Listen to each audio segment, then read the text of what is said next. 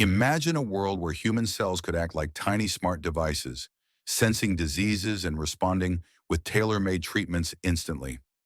Sounds like science fiction, right? Well, it's no longer just a dream. Join us today on MindSpark. Science Now as we dive into an incredible breakthrough in synthetic biology by researchers at Rice University, pioneering a new era of smart cell design that could revolutionize cancer treatments, autoimmune therapies, and beyond. Smart cells are no ordinary biological units.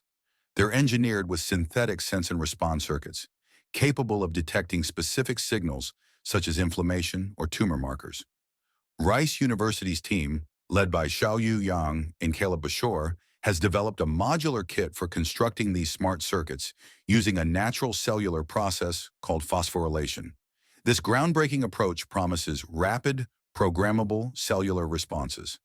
In traditional synthetic biology, creating cellular responses takes hours, often relying on slow processes like transcription.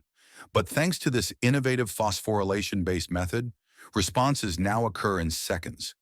This means smart cells can act immediately, whether detecting an infection or adjusting to blood sugar changes.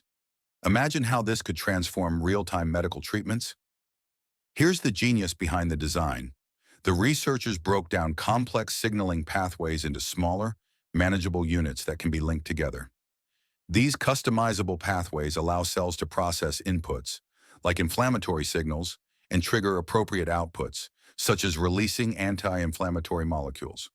Think about applications in treating cancer, where these smart cells could recognize tumor growth markers and release targeted therapies on the spot, minimizing side effects.